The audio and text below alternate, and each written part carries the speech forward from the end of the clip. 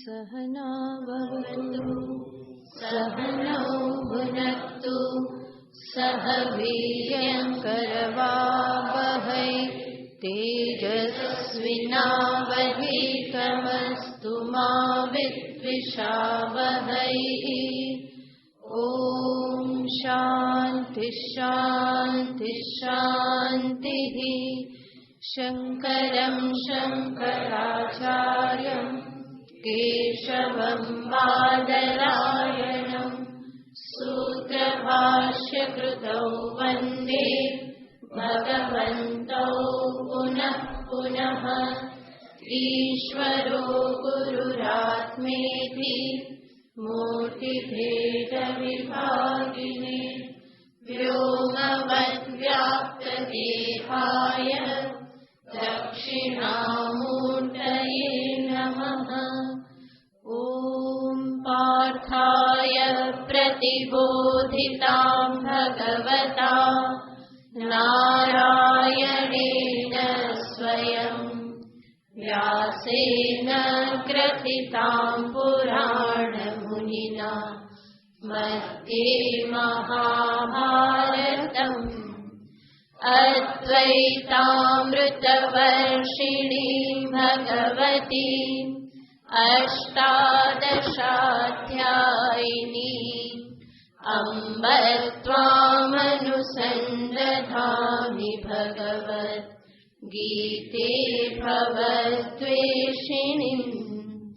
यं ब्रह्मा वरुणेन्द्ररुद्रमरुतः स्तुन्वन्ति दिव्यैस्तवैः वेदैः साङ्गपदक्रमोपनिषदैः गायन्ति यं सामगाः। ध्यानावस्थिततद्गतेन मनसा पश्यन्ति यं योगिनः यस्यान्तं न विदुःसुरासुरगणा देवाय तस्मै नमः। यस्यान्तं न विदुःसुरासुरगणा देवाय तस्मै नमः।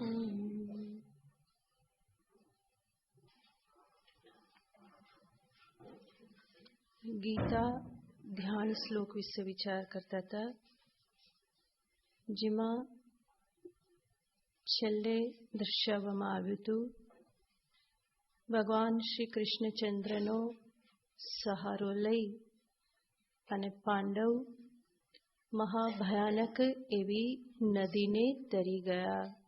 સોત્તીર્ણા ખલુ પાંડવે રણનદી કૈવર્તક કેશવઃ. તમારી પુસ્તકમાં શરૂમાં ધ્યાન શ્લોક આપેલા છે, તો એ શ્લોકનો આપણે વિચાર કર્યો હતો. ત્યાર પછી આગળ બીજો એક શ્લોક છે જેમાં મહાભારતના વિશે વાત કરવામાં આવેલી છે. જે શ્લોક તમને બોલાવશે અહીંયાથી આપ બોલજો. પારાશર્ય વચ સરોજ મમલમ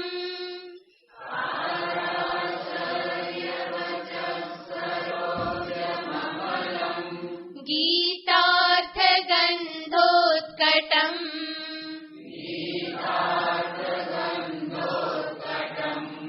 નાનાખ્યાનક કેસરમ હરિકથા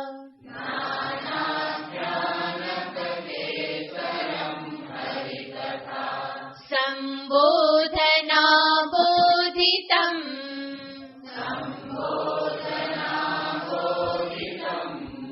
લોકે સજ્જન ષટ્પદૈરહરઃ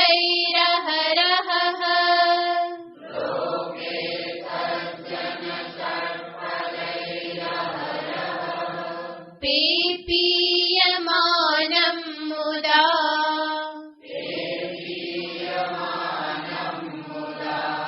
ભૂયાત ભારત પંકજં કલિમલ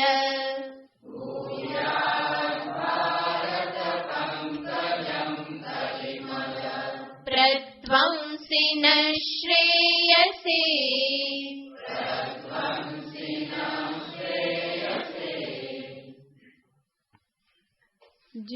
મહાભારતની મધ્યમાં ભગવદ્ ગીતાનું સ્થાન છે. એ મહાભારતને દર્શાવતા અહીંયા શ્લોકમાં કહેવામાં આવ્યું છે, પારાશર્ય વચ સરોજ મમલમ. પારાશર્ય યાને પરાશરના પુત્ર ભગવાન વેદવ્યાસ.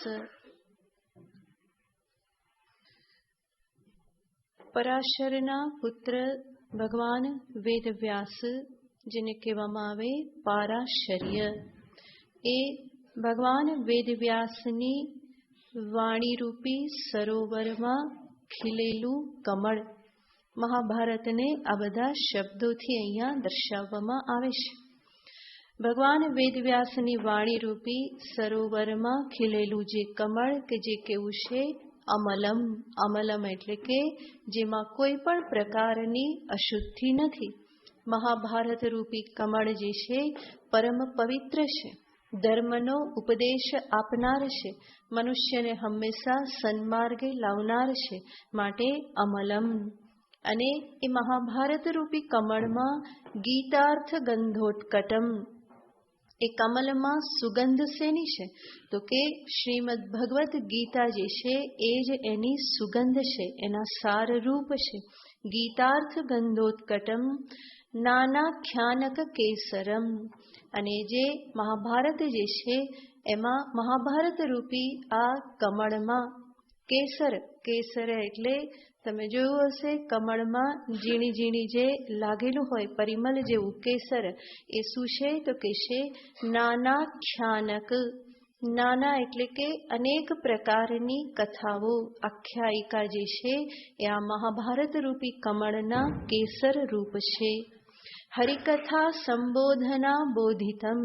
અને આ જે કમળ જે છે એ ખીલેલું છે, શેનાથી ખીલેલું છે? હરિકથા સંબોધના.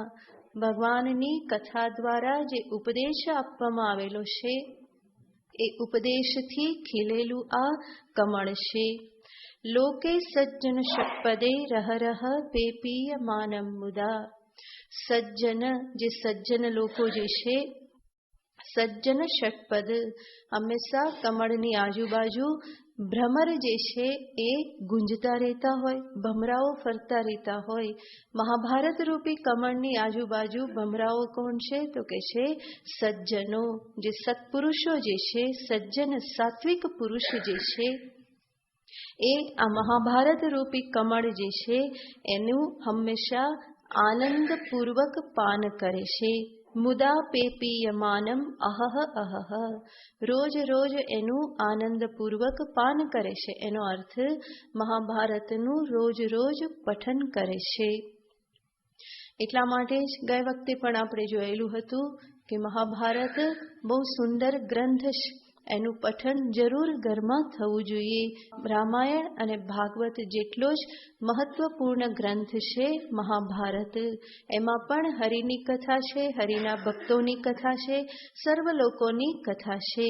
તો એવો જે મહાભારત ગ્રંથ જે છે એને સજ્જન લોકો હંમેશા એનું પાન કરતા રહેશે. અહહ અહહ પેપીયમાનમ મુદા.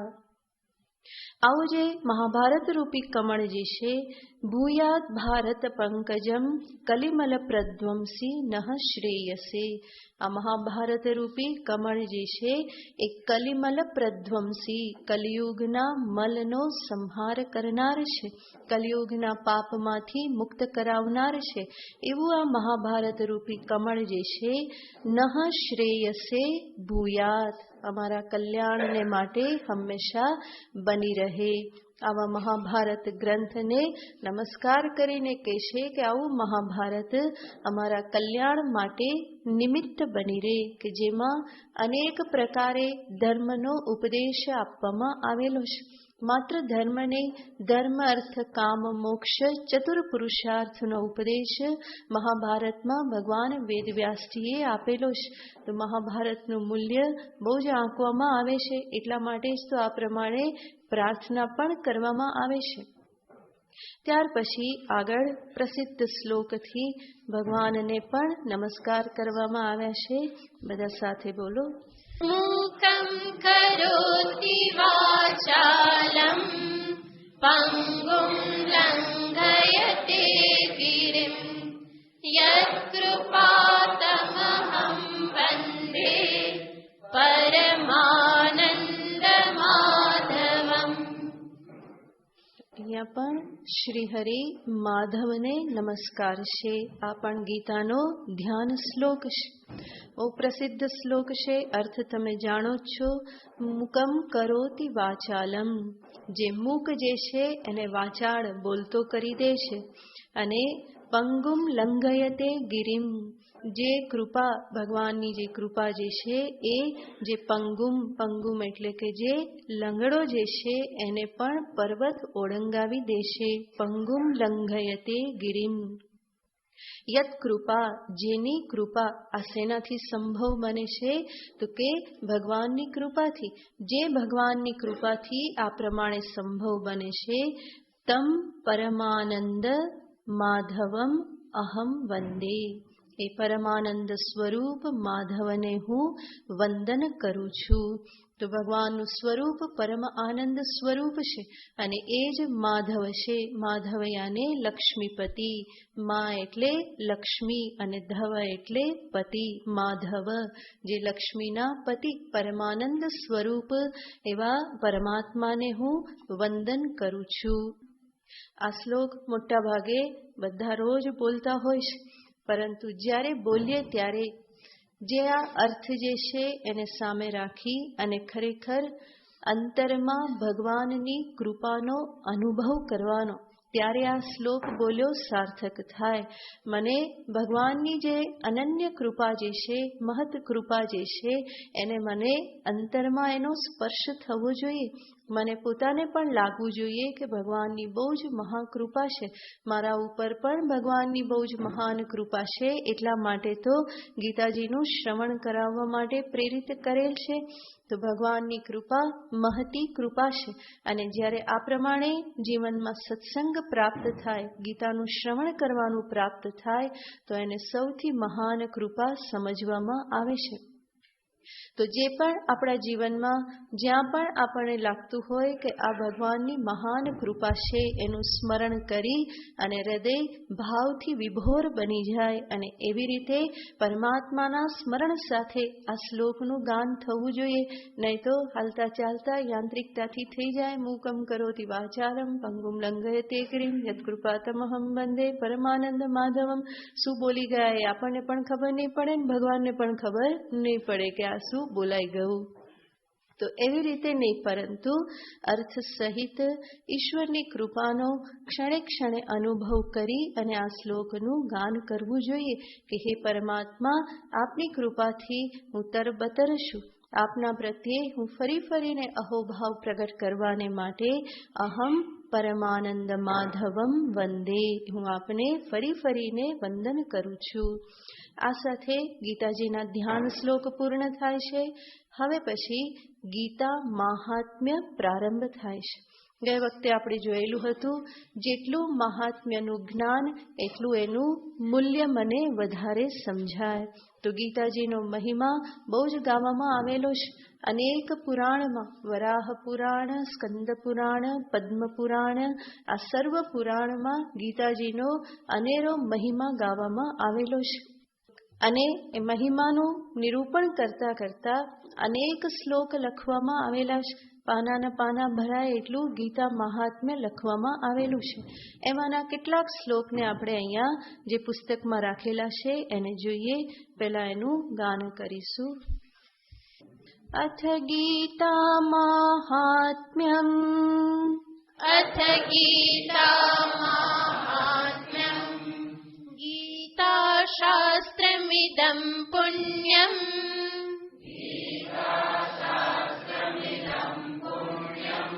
યઃ પઠેત પ્રયતઃ પુમાન, વિષ્ણોઃ પદમવાપ્નોતિ,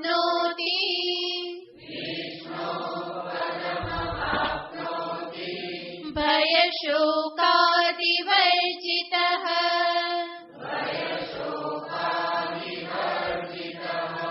ગીતાધ્યયનશીલસ્ય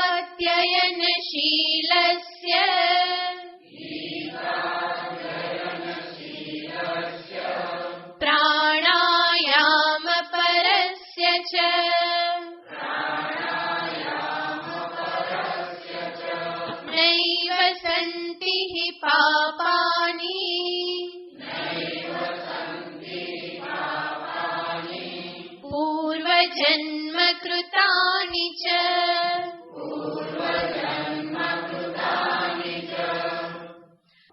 ગીતા શાસ્ત્રમ ઇદમ પુણ્યમ. આ જે ગીતા શાસ્ત્ર જે છે એ કેવું છે? પુણ્યમ. પુણ્યમનો અર્થ પાવન કરનારું અને પુણ્ય પ્રદાન કરનારું. યહ પુમાન પ્રયતઃ પઠેત.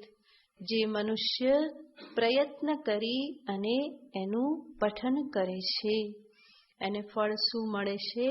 વિષ્ણુ પદમ વાપનોતી. એ વિષ્ણુના પદને પ્રાપ્ત કરે છે કે જે પદ કેવું છે? ભય શોકાદિ વર્જિત. સર્વ પ્રકારના ભય અને શોકથી રહિત.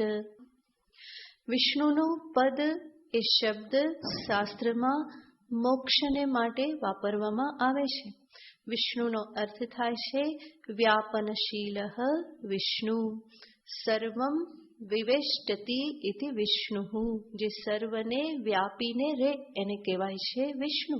અને સર્વવ્યાપક બ્રહ્મ પરમાત્મા એ જ એનું પદ છે. અને એ વિષ્ણુનું પદ જે કેવું છે? ભય શોકાદિ વર્જિત. સર્વ પ્રકારના ભય અને શોકથી રહિત છે. અને ભય અને શોકથી રહિત એ જ તો મોક્ષ પદ છે. એને જ મોક્ષ કહેવામાં આવે છે. મનુષ્ય અંતે પ્રયત્ન શેના માટે કરે છે? સર્વ ભયથી શોકથી મુક્ત થવા માટે. બલકી ભગવાન શ્રી કૃષ્ણચંદ્રએ અર્જુનને જે આ ગીતાનો ઉપદેશ આપ્યો એ ઉપદેશ પણ શેના માટે આપવામાં આવ્યો છે? અર્જુનને શોકથી મુક્ત કરવાને માટે. અર્જુન જે શોકગ્રસ્ત થયા એમાંથી એ મુક્ત થાય એટલા માટે જ સમસ્ત ગીતાનો ઉપદેશ છે. તો શોકથી મુક્તિ, ભયથી મુક્તિ, મોહથી મુક્તિ, સંસારથી મુક્તિ જે પોતે એ સર્વનો અર્થ એક જ થાય છે મોક્ષ. તો ગીતાનું પઠન કરનારો. અને પઠન કેવી રીતે? પ્રયતઃ પુમાન. પ્રયત્ન કરીને, શુદ્ધ થઈને, પ્રયત્ન કરીને જે આ પ્રમાણે ગીતા શાસ્ત્રનું પઠન કરે છે. અહીંયા પઠનને સમજી લેવાનું. શ્લોકનું માત્ર ગાન નહીં, પરંતુ ગાનની સાથે સાથે એના અર્થને પણ સમજવું. એના અર્થને સમજવા માટે જે પ્રયત્ન કરે છે. જરૂર ગીતાના માત્ર શ્લોકનું ગાન જે છે એ શ્લોક ગાન પણ મહાન પુણ્યને પ્રદાન કરનારું છે. એ પણ નિરર્થક જતું નથી. બલકી સામાન્ય રીતે જોવામાં આવે છે કે જે મનુષ્ય રોજ ગીતાના શ્લોકનું ગાન કરતો હોય એને એ જ પુણ્યના પ્રતાપે એ શ્લોકના અર્થને સમજવાની ઈચ્છા એના અંતરમાં ઉત્પન્ન થાય છે. અહીં બેઠેલા ઘણા બધા એવા હશે કે જે રોજ રોજ ગીતાના અધ્યાય ગાતા હશે અને ગાતા ગાતા જ એમના અંતરમાં શું ઈચ્છા ઉત્પન્ન થઈ કે આ શ્લોકના અર્થ જાણવા મળે તો કેવું સારું. તો ગીતાના પાઠથી ઉત્પન્ન થયેલું પુણ્ય જ આ પ્રમાણેની પરમ પવિત્ર જિજ્ઞાસા અંતરમાં ઉત્પન્ન કરે છે. અને એના પરિણામે ગીતાનો સ્વાધ્યાય કરવાની આ ઈચ્છા ઉત્પન્ન થાય છે. તો એ રીતે ગીતાનો સ્વાધ્યાય જે કરે, સત્સંગ કરે અને બરાબર સમજીને ગીતાના તાત્પર્યને પોતાના જીવનમાં ઉતારે તો એ જરૂર આ સંસાર ભયથી મુક્ત થાય છે. તો વિષ્ણુ પદમ વાપનોતી ભય શોકાદિ વર્જિત. આગળ પણ કે છે ગીતાધ્યયનશીલસ્ય પ્રાણાયામ પરસ્ય ચ. જે હંમેશા ગીતાનું અધ્યયન કરતો રહેશે અને જે પ્રાણાયામ પરસ્ય છે, સાથે સાથે જે આ પ્રમાણે યોગનું પણ અનુષ્ઠાન કરતો રહેશે. નૈવ સંતિ પાપાની. એને કોઈ પાપ લાગતું નથી. પૂર્વજન્મ કૃતાની ચ. પૂર્વજન્મમાં થયેલા પાપથી પણ એ મુક્ત થઈ જાય છે. તો સર્વ પાપથી એ મુક્ત થઈ જાય છે. એ પ્રમાણે આ ગીતાનું મહાત્મ્ય દર્શાવ્યું. હજુ આગળ દર્શાવે છે કે આ ગીતા શાસ્ત્ર સંસાર મલને દૂર કરનાર છે. આગળનો શ્લોક મલ નિર્મોચનમ પુંસામ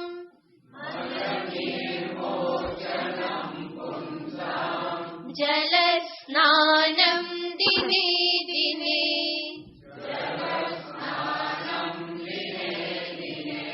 સકૃત ગીતા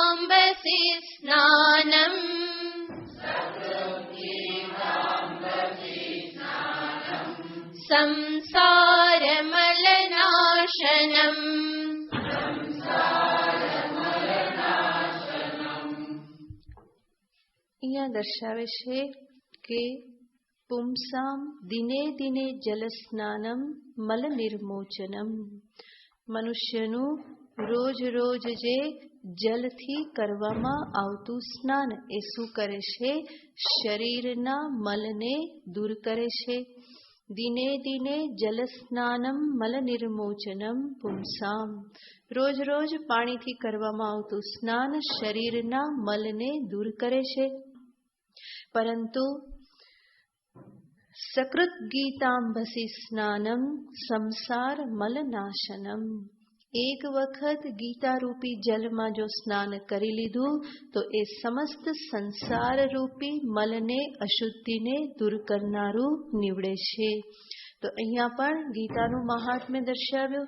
ગીતારૂપી જલ જે છે, ગીતાનો ઉપદેશ જે છે, એમાં ડૂબકી લગાવવાથી મનુષ્ય જરૂર પોતાના જે મૂળભૂત સ્વરૂપ જે છે એને પામી શકે છે. સમસ્ત ગીતા શાસ્ત્રનું તાત્પર્ય આત્મજ્ઞાનનો ઉપદેશ આપવામાં છે. એટલા માટે જ ભગવાને પ્રારંભ આત્મજ્ઞાનથી જ કરેલો છે, જેમાં ભગવાન ફરી ફરીને અર્જુનને કહેશે, ન જાયતે મ્રિયતે વા કદાચિત નાયમ ભૂત્વા ભવિતા વા ન ભૂયઃ. ઉપનિષદ પણ આ પ્રમાણે કહે છે.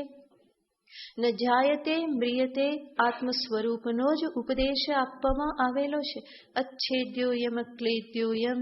આ આત્મ સ્વરૂપ અચ્છેદ્ય છે, અક્લેદ્ય છે, નિર્વિકાર છે, અસંગ છે. ફરી ફરીને એ ઉપદેશ ભગવાન અર્જુનને પ્રારંભમાં જ આપે છે.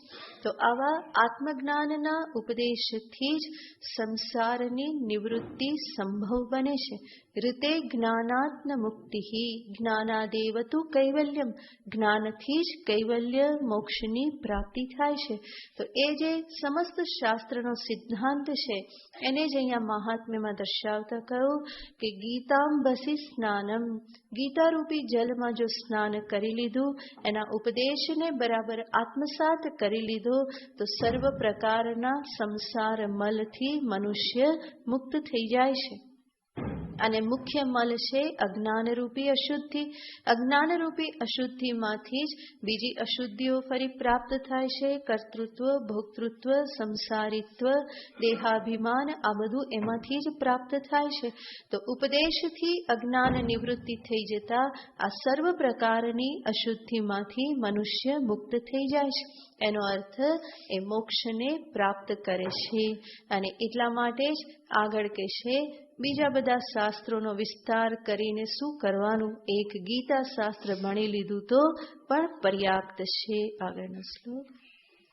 ગીતા સુગીતા કર્તવ્યા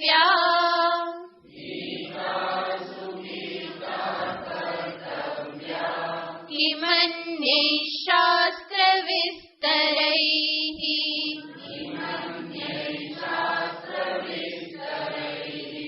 યા સ્વયં પદ્મનાભસ્ય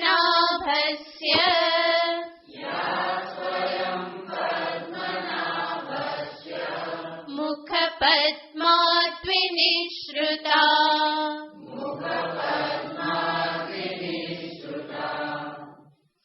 ગીતા સુગીતા કર્તવ્યા.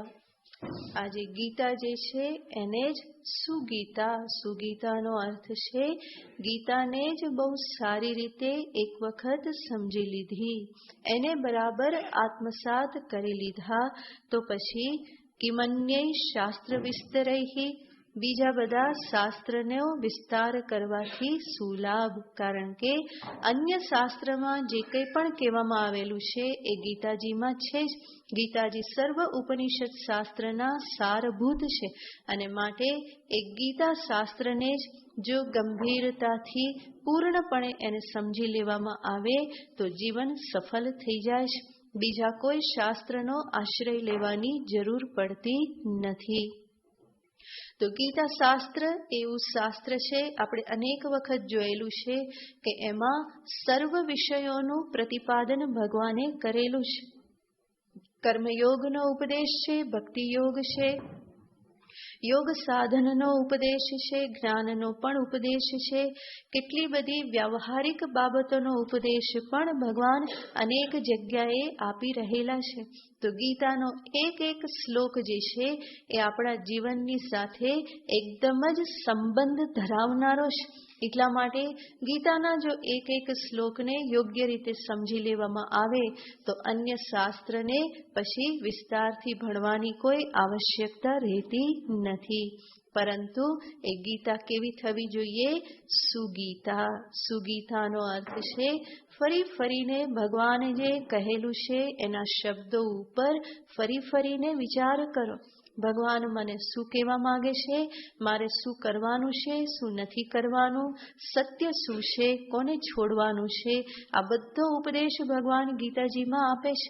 અને એટલા માટે જે પ્રમાણેનો ઉપદેશ છે એ ઉપદેશને હું જીવનમાં અનુસરણ કરતો જાઉં. જેટલું પણ સમજાયું એટલું જીવવાની કોશિશ કરું. અને એ રીતે હું જો ગીતાને સમજતો જાઉં અને જીવનમાં આત્મસાત કરતો જાઉં તો એને જ કહેવાય છે કે ગીતા કેવી થઈ રહી છે? મારા માટે સુગીતા.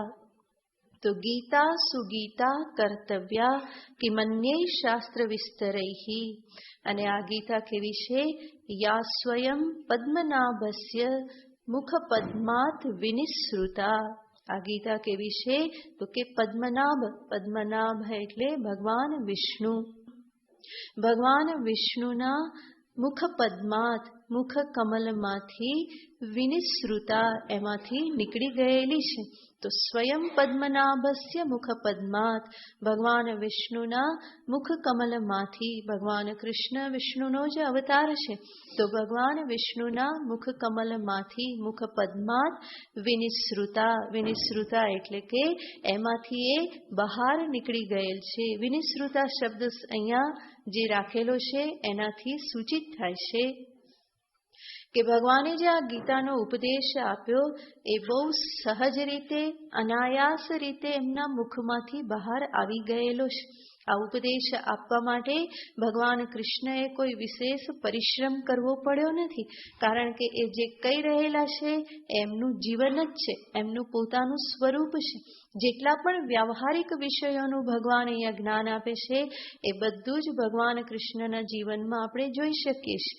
અને જે પારમાર્થિક વિષયનું ભાન જે છે એ ભગવાન કૃષ્ણનું પણ સ્વયંનું સ્વરૂપ જ છે. અને એટલા માટે જ એનો ઉપદેશ આપવામાં એમને કોઈ પ્રયાસ રહેલો નથી. બલકી અર્જુન ઉપરના પ્રેમના કારણે, અર્જુનના અધિકારીત્વના કારણે, અર્જુનની નમ્રતાપૂર્વકની માગણીના કારણે ભગવાનના મુખમાંથી આ ઉપદેશ જે છે બહુ સહજ રીતે સરી પડેલો છે. ભગવાન સ્વરૂપનું જ પ્રતિપાદન કરે છે અને ભગવાનનું સ્વરૂપ ભગવાન સિવાય વધારે સારી રીતે બીજું કોણ બતાવી શકે? તો ભગવાન જ પોતાનો પરિચય આપે છે ગીતાજીમાં. એટલા માટે જ ગીતા શાસ્ત્ર જે છે એ અનાયાસે ભગવાનના મુખમાંથી પ્રગટ થઈ ગયેલું છે. એટલે જ તો એને ગીતા કહેવામાં આવે છે. ગીત જે છે કેવું હોય તો કે અનાયાસ પ્રગટ થઈ જાય. તમે ખુશ હો ત્યારે શું થઈ જાય? તમે ખુશ હો, કઈ ચિંતા ના હોય ત્યારે કઈ ગણગણાટ થવા લાગે છે ને, કઈ ને કઈ પંક્તિ મુખમાંથી નીકળી જાય છે. તો એના માટે કોઈ પ્રયાસ કરવો પડતો નથી. ભલે ને એક લાઈન તો એક લાઈન પડે, આવડતી હોય એ નીકળી જાય. બીજી યાદ કરવા માટે પ્રયત્ન કરવો પડે, પરંતુ જે એક સહજ રીતે ગવાઈ જાય છે. તમે જ્યારે ખુશ હો, નિશ્ચિંત હો ત્યારે એ ગાન થઈ જાય છે. તો એ જે ગાન જે છે એ સહજ છે. ભગવાન પણ અહીંયા પ્રસન્નતાથી આ ઉપદેશ આપી રહેલા છે. માટે એમણે જે ઉપદેશ આપ્યો એ ગીતા નામથી પ્રસિદ્ધ થયો. જેવી રીતે ગાન પ્રસન્નતાના કારણે સહજ રીતે બહાર પ્રગટ થઈ જાય છે, એવી જ રીતે આ સમસ્ત ગીતા શાસ્ત્ર ભગવાનના મુખમાંથી વિનિસૃતા, ગીતા વિનિસૃતા, ભગવાનના મુખમાંથી એ પ્રગટ થઈ ગયેલ છે. તો આવા જે આ ગીતાજી કે જે ભગવાનના મુખમાંથી પ્રગટ થઈ ગયા એને એક વખત સુગીતા કરી લો તો બીજા કોઈ શાસ્ત્રને ભણવાની જરૂર રહેશે નહીં. એ જ ગીતા શાસ્ત્રના અભ્યાસથી મોક્ષ પ્રાપ્ત થાય છે એને ફરી ભગવાન બતાવે છે. ભારતામૃત સર્વસ્વમ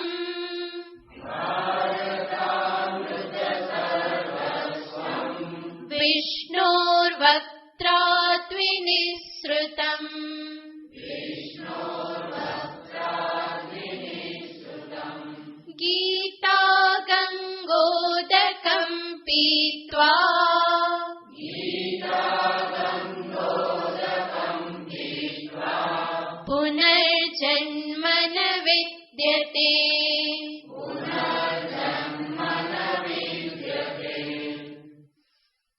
ભારતામૃત સર્વસ્વમ, મહાભારતના અમૃત રૂપ, મહાભારતના સાર સર્વસ્વ રૂપ જે છે એ ભગવદ્ ગીતા છે. અને એ ગીતાજીનો ઉપદેશ વિષ્ણોર વક્ત્રાત વિનિશ્રુતમ, વિષ્ણુના મુખમાંથી વિનિશ્રુતમ, અહીંયા પણ વિનિશ્રુતમ શબ્દ વાપરેલો છે.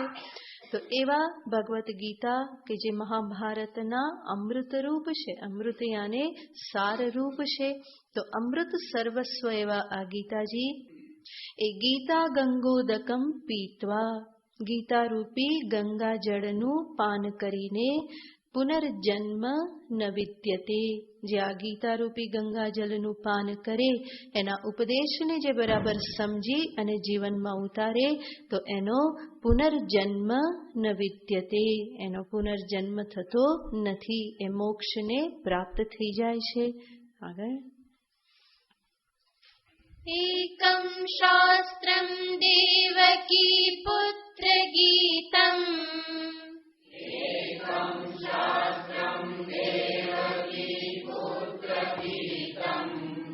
એના પછીનો જે શ્લોક છે સર્વોપનિષદો ગાઓ, એ આપણે આગળ લઈ લીધેલો છે, એટલા માટે અહીંયા એને ગાવાની જરૂર નહીં, સીધો છેલ્લો શ્લોક. एकं शास्त्रं देवकी पुत्र गीतम्,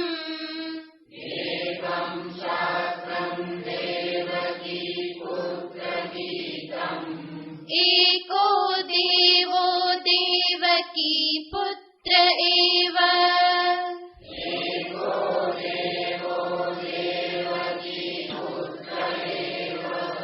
एको मन्त्रस्तनामानि यानि,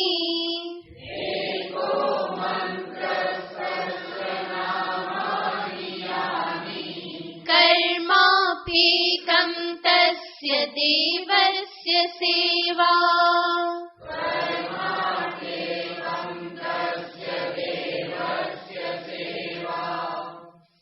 એકમ શાસ્ત્રમ દેવકી પુત્ર ગીતમ, એક જ શાસ્ત્ર છે કે જે કહ્યું દેવકી પુત્રએ જેનું ગાન કરેલું છે, અને એ શાસ્ત્ર કયું છે?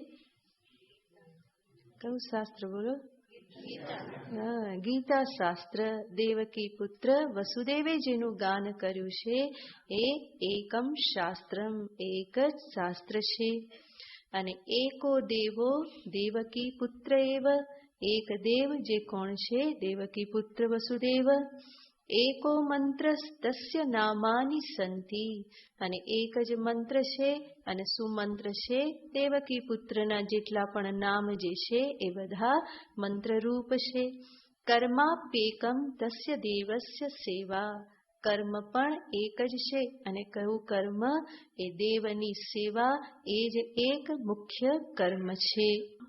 તો અહીંયા પણ ભગવાનની સ્તુતિ કરેલી છે, ભગવાને આપેલો ઉપદેશ, ભગવાનનું સ્વયંનું દેવત્વ, ભગવાનના નામનો મહિમા અને ભગવાનની જે સેવા જે છે એ સર્વનું મહાત્મ્ય આમાં દર્શાવવામાં આવ્યું. હવે પછીના જે બે શ્લોક જે છે એમાં ભગવાન વિષ્ણુનું ધ્યાન છે, અને બીજા શ્લોકમાં એમને નમસ્કાર છે. તો ભગવાન વિષ્ણુ થકી જ ગીતા ઉપદેશ પ્રાપ્ત થયેલો છે, એટલા માટે ફરી ફરીને એમને નમસ્કાર કરવામાં આવે છે, એમના સ્વરૂપનું ધ્યાન પણ કરવામાં આવે છે. શાંતાકારં ભુજગશયनं પદ્મનાભં સુરેશં,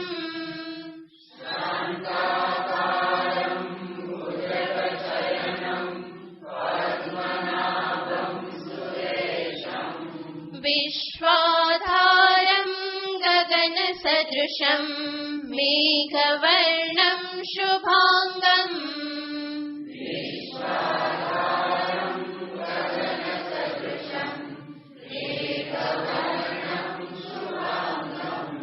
લક્ષ્મીકાન્तं કમલનયनं યોગીભિર્ધ્યાનગમ્યં,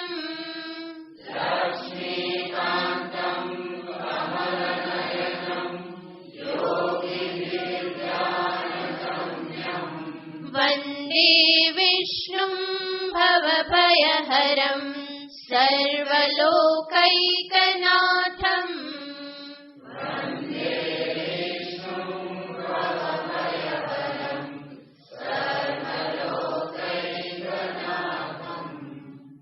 આ પણ પ્રસિદ્ધ શ્લોક છે, તમે બધા જાણો જ છો. ખાલી એના શબ્દનો અર્થ કહી દઉં. શાંતાકારમ, ભગવાન વિષ્ણુનું સ્વરૂપ નિરૂપણ કરવામાં આવે છે. અને આ શ્લોક જે છે એનું સ્મરણ કરી અને ભગવાન વિષ્ણુનું સગુણ સાકારનું ધ્યાન કરી શકાય. ભગવાન વિષ્ણુ કેવા છે? શાંતાકારમ ભુજગ શયનમ, ભગવાનનું જે અનંત શયન સ્વરૂપ જે છે, ભગવાન સમુદ્રમાં અનંત શયન કરે છે, ક્ષીર સમુદ્રમાં. તો એનું નિરૂપણ અહીંયા કરતા કહે છે શાંતાકારમ, ભગવાનનું સ્વરૂપ કેવું છે, આકાર મૂર્તિ કેવી છે? શાંત.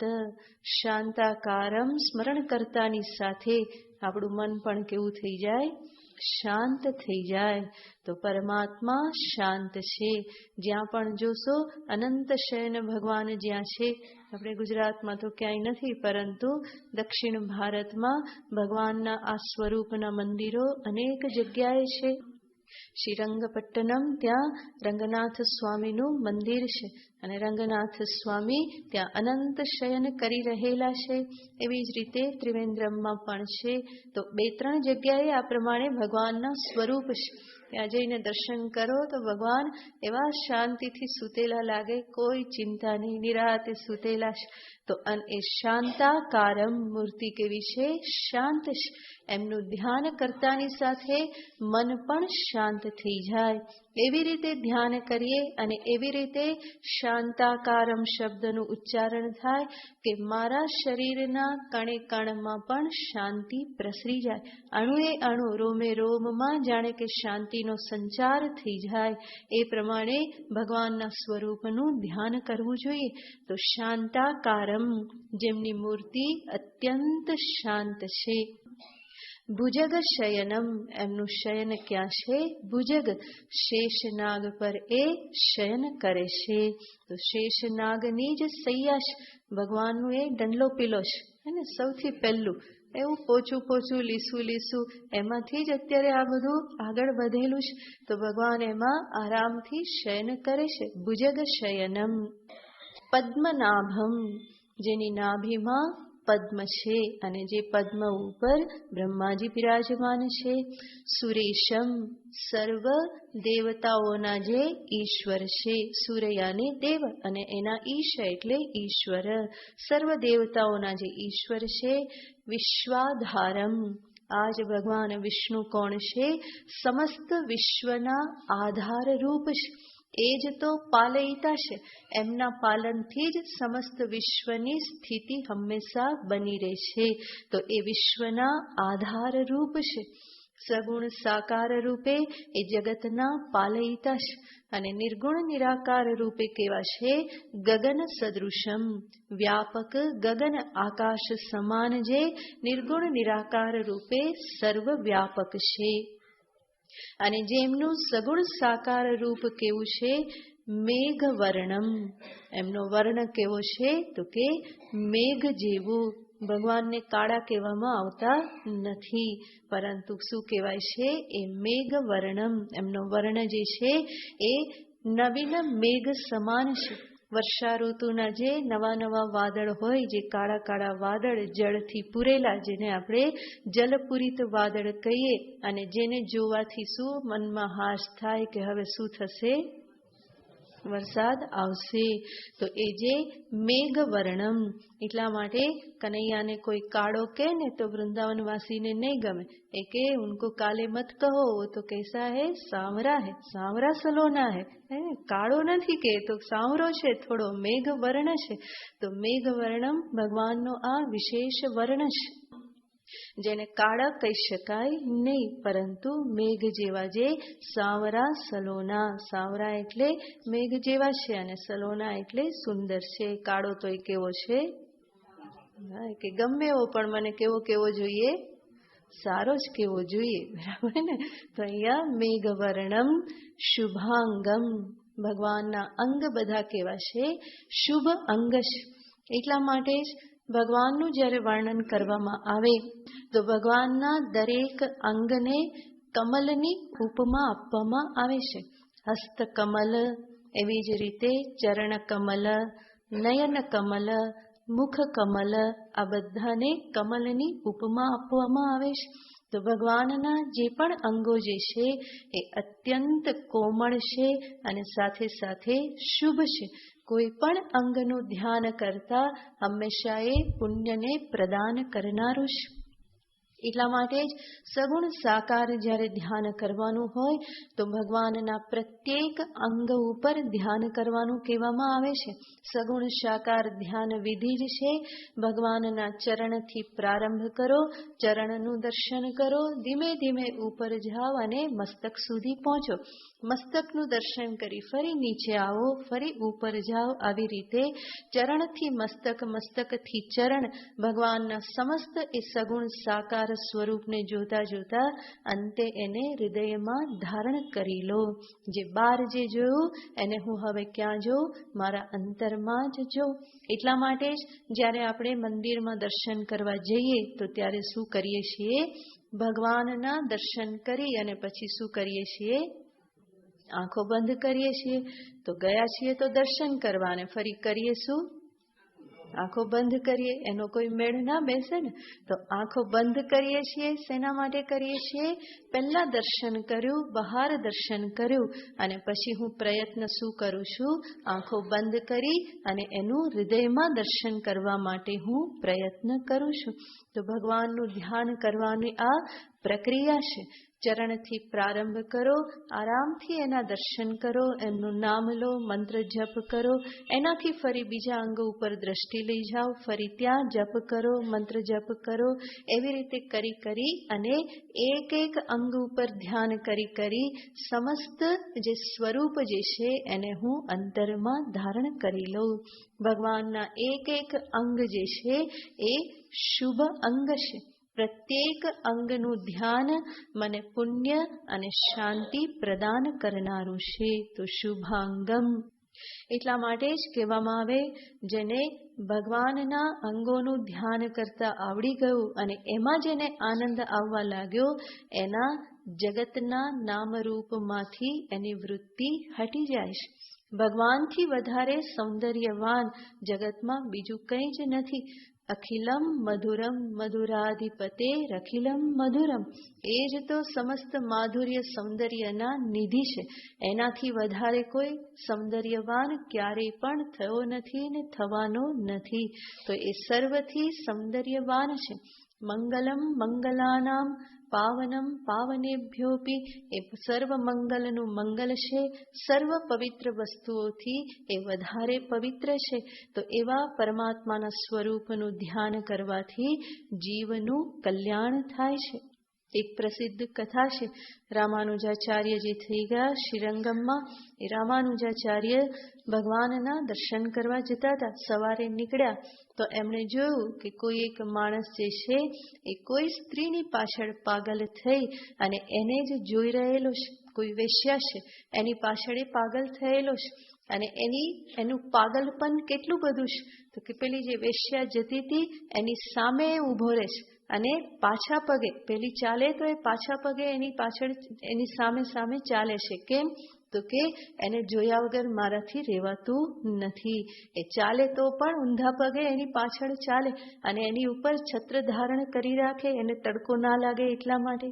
તો આવું દ્રશ્ય જ્યારે રામાનુજાચાર્યજીએ જોયું શ્રીરંગમની શેરીમાં, તો એમનું અંતર અત્યંત દયાથી ભરાઈ ગયું અને એમણે પેલા માણસને બોલાવ્યો કે મારી પાસે આવ.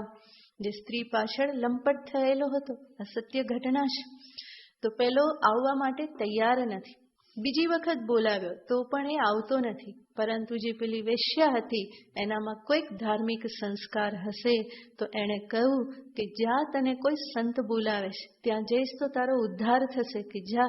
આવું એણે કહ્યું. એટલા માટે એ પછી રામાનુજાચાર્ય પાસે ગયો અને ત્યાં ગયો તો રામાનુજાચાર્યજી એને પૂછે છે કે તું આવું કેમ કરે છે? આવી રીતે ઊંધા પગે ચાલી ચાલીને છત્ર ધારણ કરીને આની માથે કેમ ચાલે છે?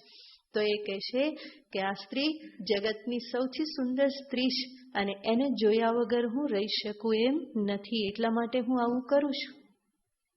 રામાનુજાચાર્યજી એને કહ્યું કે આજે સાંજે જ્યારે મંદિરમાં આરતી થાય ત્યારે તું આવજે, એના કરતાં પણ સરસ વસ્તુ હું તને બતાવીશ. પેલો કે હોય જ નહીં, તો કે તું આવજે તો ખરો કે. તો એ પછી હા પાડે છે અને પેલી વેશ્યાને પણ કહે છે, તો વેશ્યા પણ એને કહે છે કે જરૂર જજે, સંત બોલાવે છે તો જરૂર જવું જોઈએ. તો સાંજ પડી ત્યારે જ્યારે ભગવાનના મંદિરમાં આરતી થતી હતી ત્યારે એ માણસ ત્યાં આવ્યો અને આ જ ભગવાનનું સ્વરૂપ છે.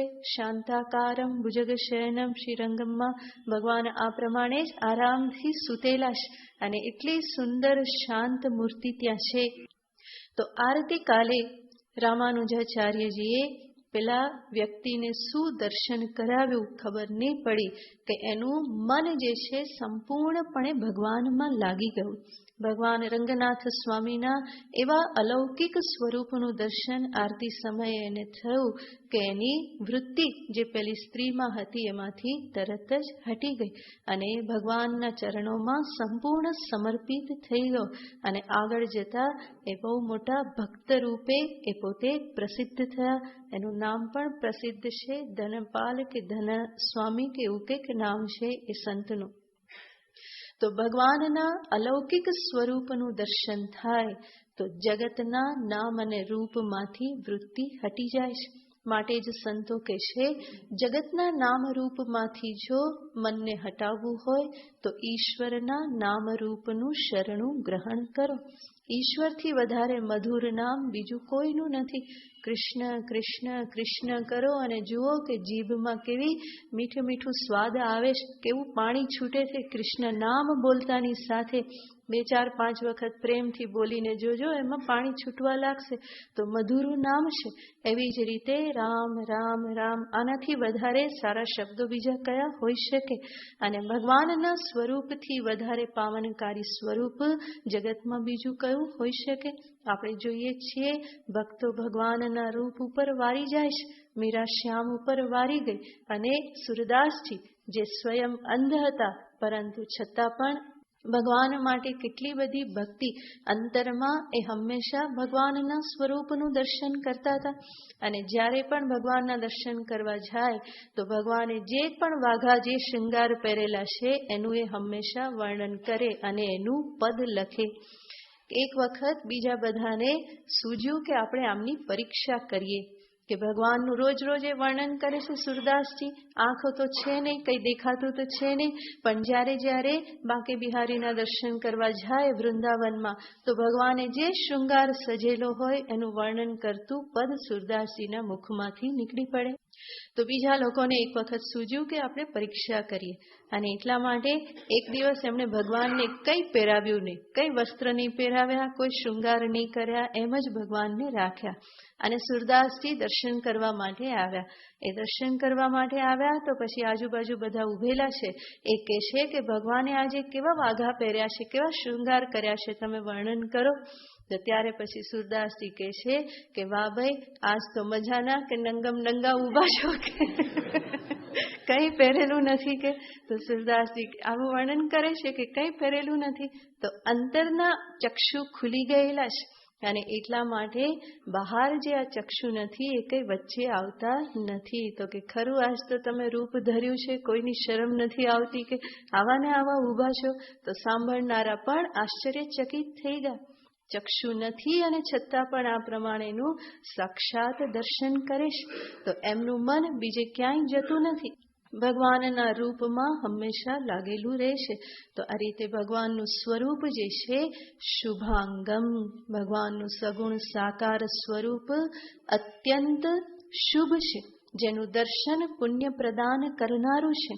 એટલા માટે જ કાકભૂષણજીજી રામાયણમાં કહે છે બરિલોચન વિલોકી અવદેશા તબ સુનીહુ નિર્ગુણ ઉપદેશા.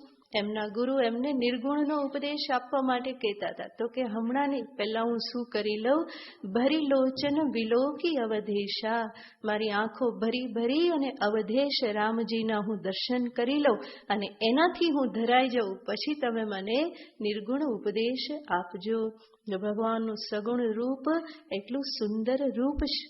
ભગવાન રામચંદ્રજી જ્યારે મિથિલા ગયા તો ત્યાં પણ જનક રાજા જ્યારે રામજીને જુએ છે તો જનક રાજાને પણ એટલું બધું આકર્ષણ થાય છે ભગવાન રામ પ્રત્યે કે જનક રાજાને મનમાં શંકા થઈ જાય છે કે અત્યાર સુધી હું તો પરમ વિરાગી છું, વિદેહી જનક તરીકે પ્રસિદ્ધ છે ને, પોતાના દેહ પ્રત્યે પણ એને કોઈ લગાવ નથી. તો એવા વિદેહી જનક જે છે એને શંકા થઈ જાય છે કે આવું તો શું મારા મનમાં થઈ ગયું કે મને આટલું બધું આકર્ષણ આ યુવાન માટે થાય છે? હું તો છું તો અંતરથી વૈરાગી. તો વૈરાગી જે છે એવાને પણ ભગવાનનું જે સગુણ સાકાર સ્વરૂપ જે છે એ હંમેશા આકૃષ્ટ કરનારું હોય છે, મોહિત કરનારું હોય છે. એટલા માટે અહીંયા કહે છે કે ભગવાનના અંગ કેવા છે?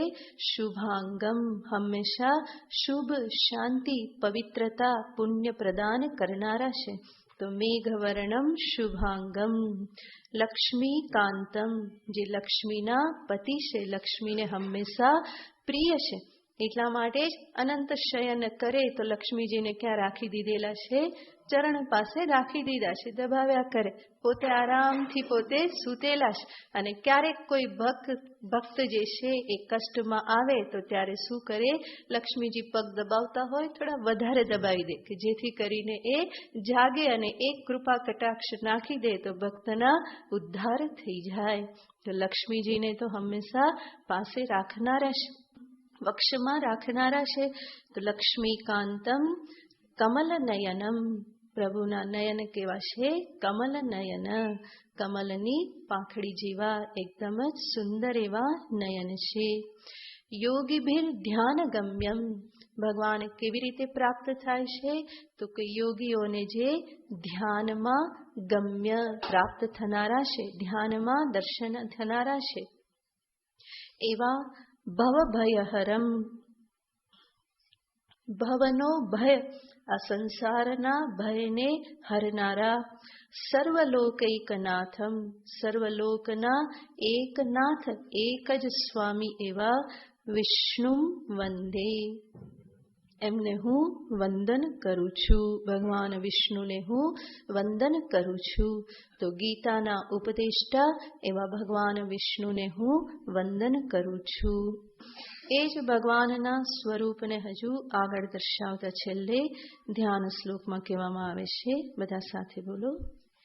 યમ બ્રહ્મા વરુણેન્દ્ર રુદ્રમરુતઃ સ્તુન્વન્તિ દિવ્યૈસ્તવૈઃ વેદૈઃ સાંગપદક્રમોપનિષદૈઃ ગાયન્તિ યં સામગાః ધ્યાનાવસ્થિતતદ્ગતેન મનસા પશ્યन्ति યં યોગિનઃ યસ્યાન્तं ન વિદુઃ સુરાસુરગણા દેવાય તસ્મૈ નમઃ. તસ્મૈ દેવાય નમઃ, તે દેવને માટે મારા નમસ્કાર. તે દેવને માટે, તો કયા દેવને માટે? એનું નિરૂપણ કરે છે. યમ બ્રહ્મા વરુણ ઇન્દ્ર રુદ્ર મરુતઃ દિવ્યૈઃ સ્તવૈઃ સ્તુન્વન્તિ, જે દેવનું દિવ્ય સ્તોત્ર વડે સ્તવન કરવામાં આવે છે. કોના વડે? તો કે બ્રહ્મા, બ્રહ્માજી, વરુણદેવ, ઇન્દ્રદેવ, રુદ્ર, મરુત, આ સર્વ દેવતાઓ જે પરમાત્માનું, જે ઈશ્વરનું દિવ્ય સ્તોત્ર વડે હંમેશા ગાન કરે છે, સ્તુતિ કરે છે. સ્તુન્વંતી. એટલું જ નહીં, યમ સામગાહા વેદૈઃ સાંગપદ ક્રમોપનિષદૈઃ ગાયંતી, જે દેવનું ગાન કરે છે, સ્તુતિ કરે છે. કોણ? સામગાહા. સામગાહા એટલે કે સામવેદનું ગાન કરનારા. સામવેદનું ગાન કરનારા વૈદિકો જે છે એ વૈદિકો વેદૈહિ વેદની રૂચાઓ વડે સાંગ પદ ક્રમ ઉપનિષદૈહિ એનું અંગ સહિત પદ ક્રમ ઉપનિષદ સહિત જે દેવને ગાયંતી જેનું હંમેશા ગાન કરે છે. કારણ કે સમસ્ત વેદ જે છે એ સમસ્ત વેદ પણ પરમાત્માનું જ ગાન કરે છે. વેદેશ્ચ સર્વે રહમેવ વેદ્ય વેદાંત કૃત વેદ વિદેવ ચાહમ. ભગવાન સ્વયં કહેવાના છે સર્વ વેદ વડે હું જ વેદ્ય છું. માટે સર્વ વેદના મંત્રો કોનું ગાન કરે છે? મારું જ ગાન કરે છે. તો સામવેદનું ગાન જે કરે છે એ સામવેદના ગાન દ્વારા કોને ગાયંતી? તો કે યમ દેવમ ગાયંતી. જે દેવનું ગાન કરે છે, ગીત ગાય છે, સ્તુતિ કરે છે. એટલું જ નહીં, યમ યોગિનઃ પશ્યંતી. જેને યોગીઓ જુએ છે. તો જે કહ્યું કે તસ્મૈ દેવાય નમઃ, તે દેવને હું નમસ્કાર કરું છું. તો કયા દેવ? તો ત્યાં સમજવાનું કે યમ સ્તુન્વંતી, જેની બધા સ્તુતિ કરે છે. યમ ગાયંતી, જેનું બધા ગાન કરે છે. અને યમ યોગિનઃ પશ્યંતી, જેને યોગીઓ જુએ છે. ક્યાં જુએ છે? ધ્યાનાવસ્થિત તત્ગતેન મનસા.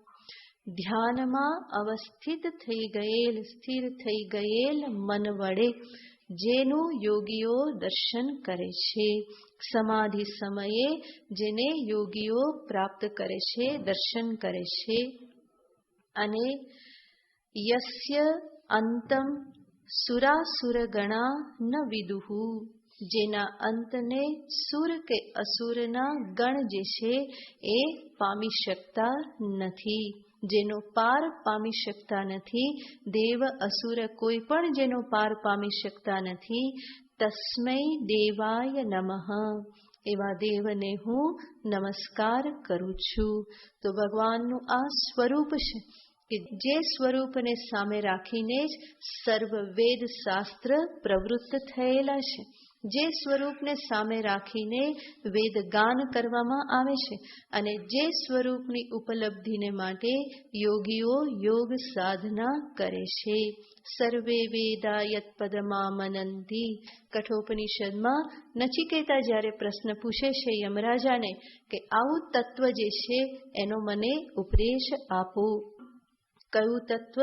જે ધર્મ અધર્મથી પર છે, જે કાર્ય કારણથી પર છે, જે ભૂત ભાવિ વર્તમાન એવા કાલ ભેદથી પર છે, એવું તત્વ યત્વમ પશ્યસી તત્વદ. હે ગુરુદેવ, આપ જે એ તત્વનું દર્શન કરી રહ્યા છો એ આપ મને કહો. તો એના ઉત્તર રૂપે યમરાજા કહે છે કે એ તત્વ કયું છે? ઓમ ઇતિ. એને એક શબ્દથી કહે છે કે એ છે ઓમ. અને એ ઓમ પરમાત્માનું એકાક્ષરી નામ છે. એ ઓમ એટલે શું? તો યમરાજા કહે છે સર્વે વેદા યત્પદ મામનંતી. સર્વ વેદ જે પદની વાત કરે છે. યદિચ્છન્તો બ્રહ્મચર્યમ ચરંતી. જે સાધકો જે છે જેની ઈચ્છા કરી અને બ્રહ્મચર્યનું પાલન કરે છે. જેને પામવાની ઈચ્છા કરી અને તપસ્વીઓ તપ કરે છે. એવું જે પદ જે છે એ નચિકેતા હું તને સંગ્રહમાં કહું છું, સંક્ષેપમાં કહું છું કે એ શું છે? ઓમ ઇત્યેતત. એ ઓમ પદ છે. અને એ ઓમ જ આ દેવનું એકાક્ષરી નામ છે. તો જે કંઈ પણ શાસ્ત્રની પ્રવૃત્તિ એ આ પદને, આ દેવને પ્રાપ્ત કરાવવા માટેની જ પ્રવૃત્તિ છે. તો વિષ્ણુને વંદન કરતા કે છે તસ્મૈ દેવાય નમઃ. એ દેવને મારા નમસ્કાર છે. તો આ સાથે ગીતાજીના જે ધ્યાન શ્લોક, ગીતાનું મહાત્મ્ય, આ બધું અહીંયા પૂર્ણ થાય છે. ગીતાનું મહાત્મ્ય તમે સાંભળ્યું. ગીતાજી કેટલા બધા મહાન છે અને એનું જ્ઞાન મને સંસારથી મુક્ત કરનારું છે. આ ગીતા શાસ્ત્ર એ બહુ જ અગત્યનું શાસ્ત્ર છે. બલકી આપણા દરેક શાસ્ત્ર ખૂબ અગત્યના છે. એટલા માટે જ એનું મૂલ્ય સમજી અને એની સાથે વ્યવહાર કરવાનો હોય. ગીતા પુસ્તક જે છે ક્યારેય પણ જમીન પર મૂકવાનું ના હોય. એ ગ્રંથ સાક્ષાત સરસ્વતીનું સ્વરૂપ છે. એટલા માટે જ જ્યારે પણ તમે ગીતા સાંભળો, વાંચો, અહીંયા આવો ત્યારે ક્યારેય પણ ગીતાને જમીન પર મૂકવાની નહીં. ક્યાં મૂકવાના? કાં તો ખોળામાં રાખો, નહીં તો એક નેપકિન કે રૂમાલ અલગ જે છે એના માટે રાખવાનું અને એના ઉપર ગીતાજીના ગ્રંથને મૂકવાના. તો એના પ્રત્યે આદર હોવો જોઈએ. આ શેતરંજી પર મૂકી દો તો નહીં ચાલે, પરંતુ ક્યાં મૂકવું જોઈએ એના માટે એક અલગ વસ્ત્ર, નહીં તો અલગ નેપકિન જે છે લાવવાનું અને એના ઉપર ગીતા ગ્રંથને રાખવાનું. કારણ કે ગીતા એ સાક્ષાત દેવી સ્વરૂપા છે, માતૃ સ્વરૂપા છે અને એ જ મને સંસાર બંધનથી મુક્ત કરનાર છે. અને ગ્રંથને સરસ્વતીનું જ સ્વરૂપ કહેવામાં આવે છે. અને આપણા માટે તો ગીતા શાસ્ત્ર એ સૌથી મહત્વનું શાસ્ત્ર છે. આને જ સામે રાખી અને બધા વચન બોલવામાં આવે છે. કોર્ટમાં આને સામે રાખી અને શપથ લેવડાવવામાં આવે છે. તો આ બધું બતાવે છે કે કેટલું મહાત્મ્ય છે. તો એ ગ્રંથને હંમેશા પૂજનીય તરીકે હંમેશા જોવાનો હોય. એવું નહીં કે પાઠ કર્યો અને ફરી પાછા ગમે ત્યાં મૂકી દીધા. કોઈ પણ ગ્રંથ, ગીતા શાસ્ત્ર હોય, ઉપનિષદ શાસ્ત્ર હોય કે કંઈ પણ ગ્રંથનો અભ્યાસ કરતા હોઈએ તો એની સાથે આદરપૂર્વકનો વ્યવહાર થવો જોઈએ. એને ક્યારેય પગ ન લાગી જાય. એ પડી જાય તો એને તરત જ માથા પર ચડાવી અને ક્ષમા પ્રાર્થના કરી લઈએ અને જમીન ઉપર એને ક્યારેય પણ મૂકીએ નહીં. એઠા હાથોથી એને ક્યારેય પણ પકડીએ નહીં. એક હાથે ચા પીએ અને બીજા હાથે બીજું કંઈક કરીએ એવી રીતે નહીં. ખાતા જઈએ અને ગીતાજી બોલતા જઈએ એવી રીતનું નહીં, પરંતુ શુદ્ધિ સાથે, આદર સાથે હંમેશા ગીતા ગ્રંથને રાખવો જોઈએ.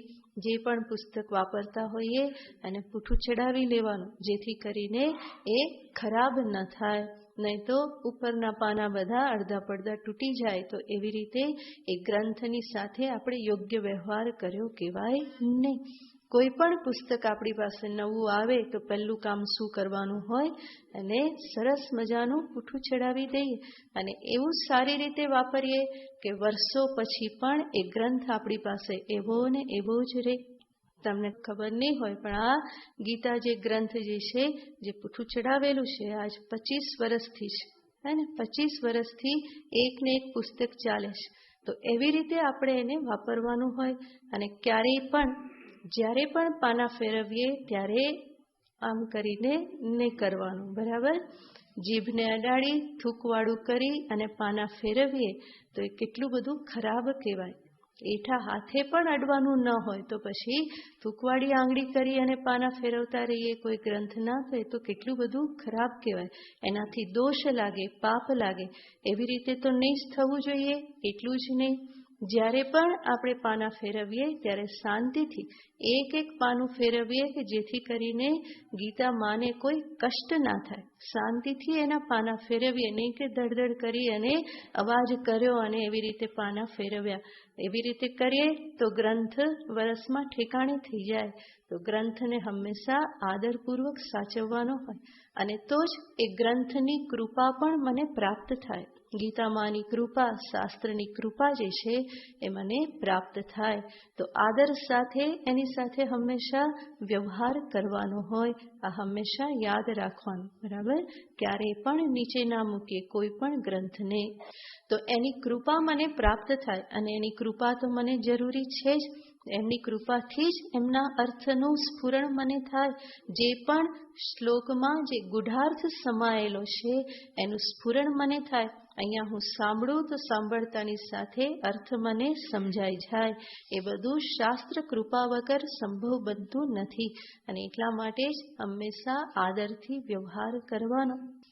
તો એવા આ ગીતા શાસ્ત્રનું મહાત્મ્ય ધ્યાન અહીંયા સંપન્ન થાય છે અને સોમવારથી આપણે બીજા અધ્યાયનો પ્રારંભ કરીશું.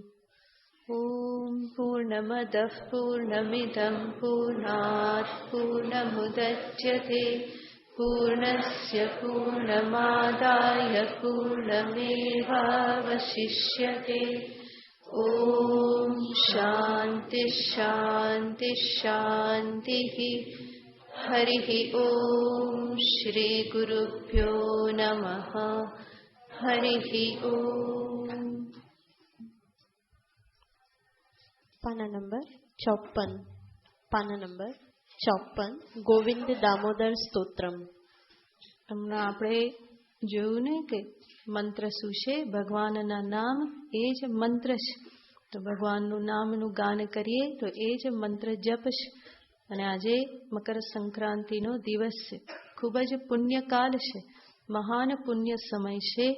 અને આ દિવસ જપ, તપ, પારાયણ, દાન આદિ માટેનો શ્રેષ્ઠ દિવસ છે. તો ભગવાનનું નામ લેવા માટેનો પણ શ્રેષ્ઠ દિવસ છે. એ જ જપ, મંત્ર જપ, નામ જપ એના માટેનો દિવસ છે. એટલા માટે આપણે સ્તોત્ર ગાન કરીએ. હરારવિંદેન પદારવિંદમ મુખારવિંદે વિનિવેશયંતમ વટસ્ય પત્રસ્ય પુટે શયાનમ બાલમ મુકુંદમ મનસા સ્મરામિ. શ્રી કૃષ્ણ ગોવિંદ હરે મુરારે, હે નાથ નારાયણ વાસુદેવ, જીવે પિબસ્વામૃતમેત દેવ, ગોવિંદ દામોદર માધવેતિ, વિક્રેતુ કામા કિલ ગોપકન્યા, મુરારી પાદાર્પિત ચિત્તવૃત્તિઃ, દધ્યાધિકં મોહવશાદ વોચ, ગોવિંદ દામોદર માધવેતિ, ગૃહે ગૃહે ગોપવધૂ કદંબા, સર્વે મિલિત્વા સમવાય યોગમ, પુણ્યાનિ નામાનિ પઠન્તિ નિત્યમ, ગોવિંદ દામોદર માધવેતિ. સુખમ શયાનાનિલયે નિજેપી, નામાનિ વિષ્ણો પ્રવદન્તિ મર્ત્યાઃ, તે નિશ્ચિતં તન્મયતાં વ્રજન્તિ, ગોવિંદ દામોદર માધવેતિ. જીવે સદૈવં ભજ સુંદરાણી, નામાનિ કૃષ્ણસ્ય મનોહરાણી, સમસ્ત ભક્તાર્તિ વિનાશનાની, ગોવિંદ દામોદર માધવેતિ. સુખાવસાને ત્વિદમેવ સારમ, દુઃખાવસાને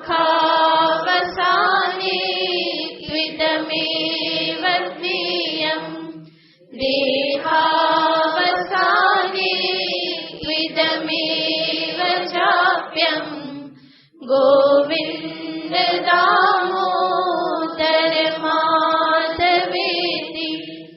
શ્રી કૃષ્ણ રાધા વર ગોકુલેશ, ગોપાલ ગોવર્ધન નાથ વિષ્ણુ, જીવે પિબસ્વામૃતમેત દેવ, ગોવિંદ દામોદર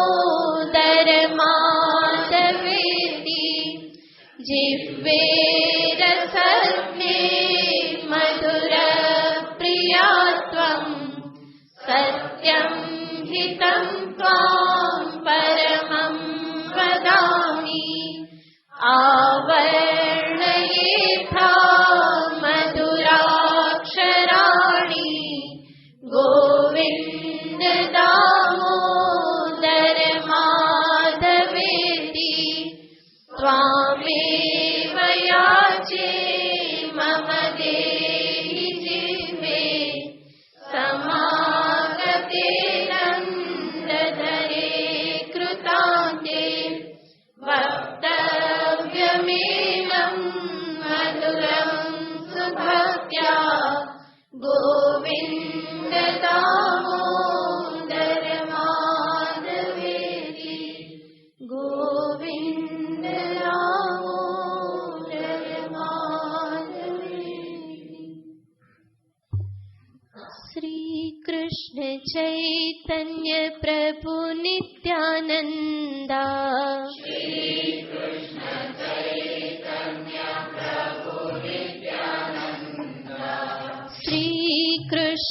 चैतन्य प्रभु नित्यानंदा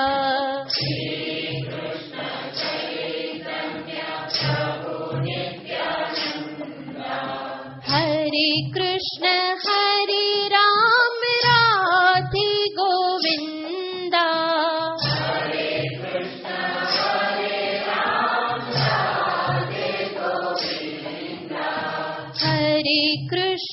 हरे राम राधे गोविंदा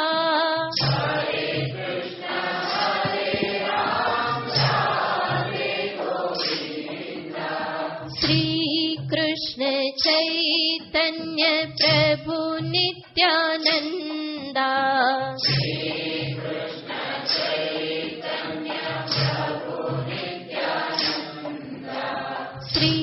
कृष्ण चैतन्य प्रभु नित्यानंदा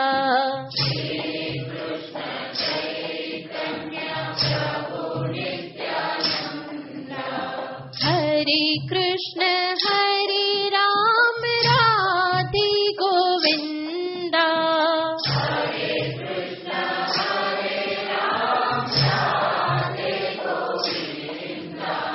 हरे कृष्ण हरे राम राधे गोविंदा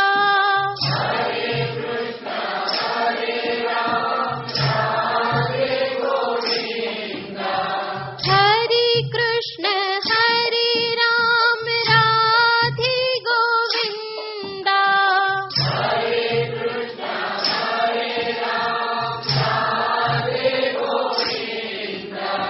हरे कृष्ण हरे राम राधे गोविंदा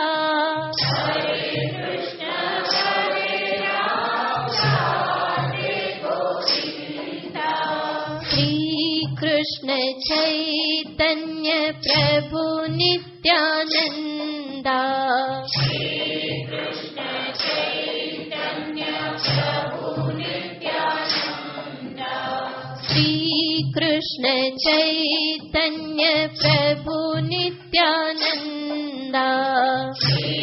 कृष्ण चैतन्य प्रभु नित्यानंदा हरे कृष्ण हरे राम राधे गोविंदा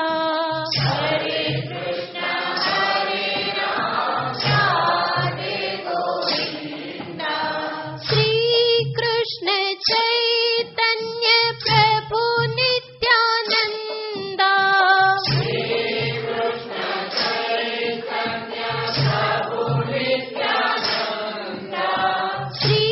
कृष्ण चैतन्य प्रभु नित्यानंदा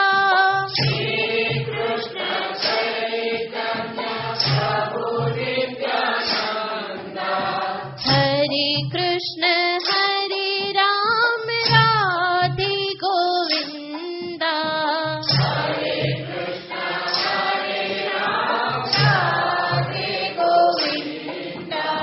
हरे कृष्ण हरे राम राधे गोविंदा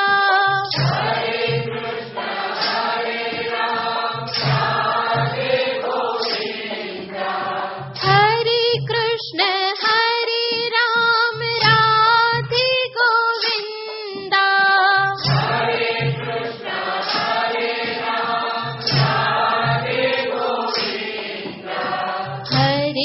कृष्ण हरे राम राधे गोविंदा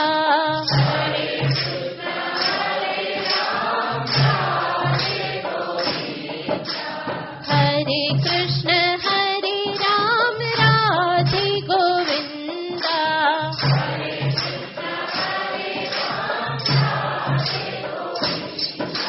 श्री कृष्ण चैतन्य प्रभु नित्यानंदा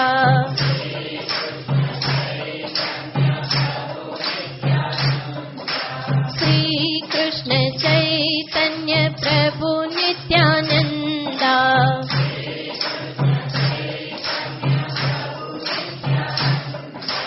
हरे कृष्ण हरे राम राधे गोविंदा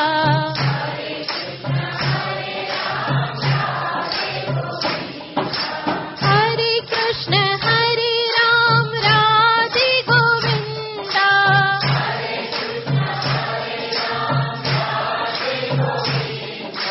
हरे कृष्ण हरे राम राधे गोविंदा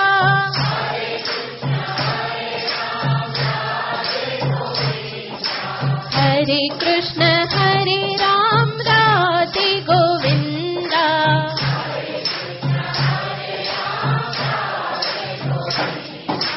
हरे कृष्ण हरे राम राधे गोविंदा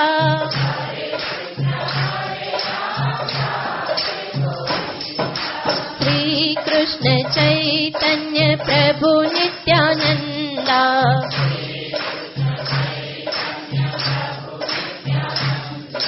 श्री कृष्ण चैतन्य प्रभु नित्यानंदा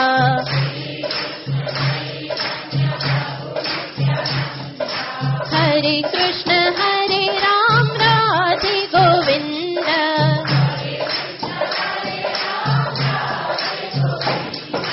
श्री कृष्ण चैतन्य प्रभु नित्यानंदा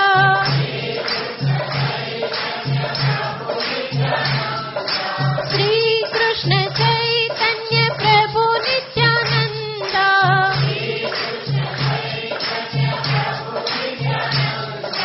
हरे कृष्ण हरे राम राधे गोविंदा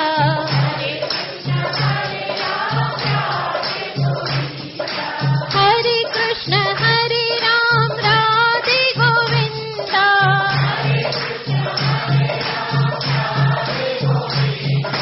हरे कृष्ण हरे राम राधे गोविंदा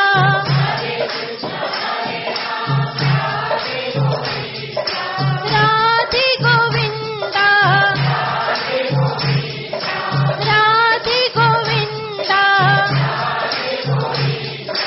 हरे कृष्ण हरे राम राधे गोविंदा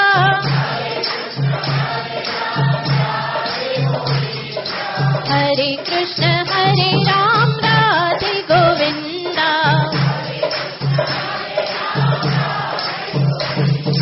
हरे कृष्ण हरे राम राधे गोविंदा श्री कृष्ण चैतन्य प्रभु नित्यानंदा हरे कृष्ण हरे राम राधे गोविंदा हरे कृष्ण हरे राम राधे गोविंदा हरे कृष्ण हरे राम राधे गोविंदा राधे